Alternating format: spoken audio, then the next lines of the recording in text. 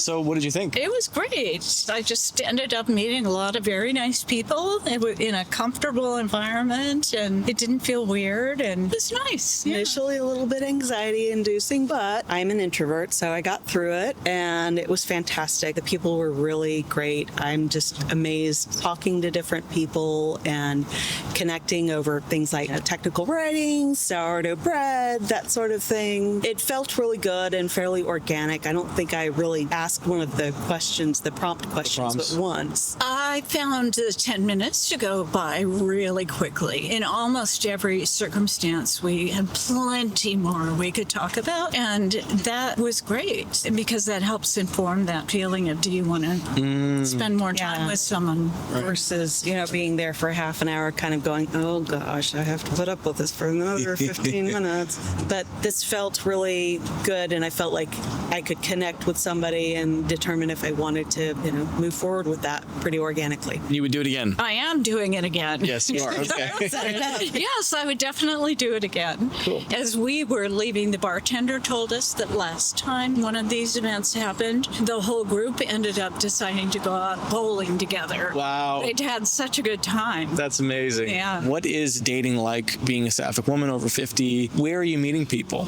I would imagine it's hard to know if someone's gay or not to begin with. Especially if you're attracted to femmes, it's kind of difficult. You can tell the butch women a little bit more easily. Like, okay, she's got a carabiner. There we go.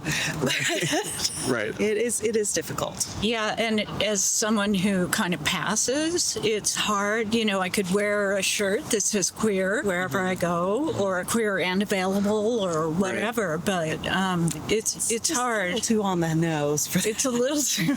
Yeah, it's just wonderful to have a chance to meet with people who are similarly interested in meeting with other people, potentially romantically. Even more so for queer women, a curated space is really valuable. Absolutely. Absolutely. Is there anything about tonight's experience that we could do better?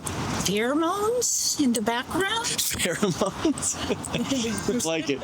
And I met a lot of people that I had nice conversations with and could see talking to again. And if it leads to something deeper, fantastic. If not, I feel like I've met some people I could be friends with. That's huge. You're looking for love, and that's your main reason why you're here, but you're also building community in the process. Exactly. I have a big community and a ton of friends, but awesome. This is my way of sort of putting a toe in the puddle of trying to connect with someone a little bit more on a one-to-one basis. Definitely companionship, love, growing older with someone to travel with. Yes. Just to share life. Event buddies, Going to the theater together, going bowling, all of those things. Yeah, and who knows if it grows into something.